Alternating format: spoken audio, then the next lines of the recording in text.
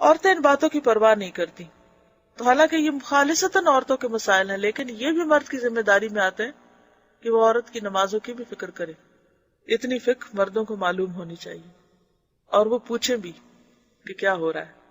اس کا ایک فائدہ یہ بھی ہے نا کہ پھر مرد کو عورت کے معاملات سے باخبر رہنا پڑے گا، وہ اس سے لاپرواہ اور بے پرواہ نہیں ہو سکتا.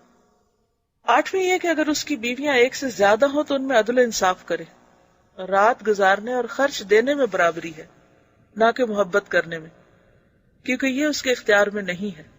پھر اگر سفر پر جائے اور چاہے کہ کسی بیوی کو ساتھ لے جائے تو ان میں قرہ ڈالے، نہیں ٹاس کرے، جس کے نام پر نکلے اس کو ساتھ لے جائے، کیونکہ نبی صلی اللہ علیہ وسلم کا طریقہ یہی تھا.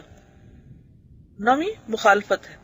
اگر عورت مرد کے خلاف اٹھ کھڑی ہو، ان نشوز جس کو کہتے ہیں، قرآن میں آپ سب اس کو پڑھ چکے ہوں گے، یعنی اس کا خاص حق نہ دے یا سرکشی کرے، تو مرد کا حق ہے کہ اس کو ادب سکھائے.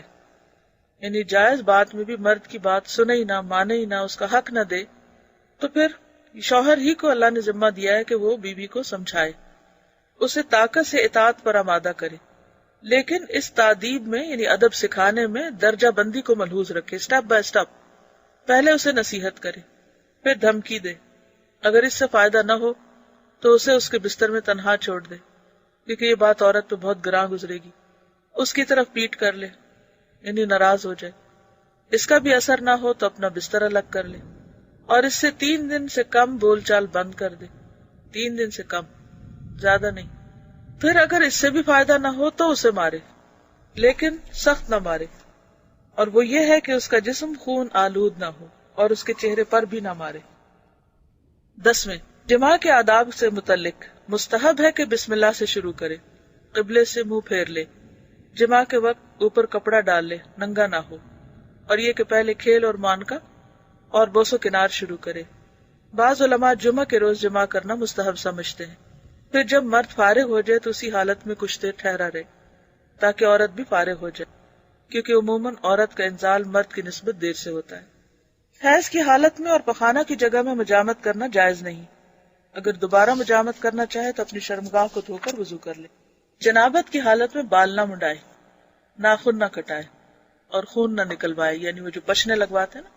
عزل کرنا انزال کے وقت اپنی شرمگاہ کو باہر نکال کر منی گرا دینا جائز لیکن مکروہ ہے.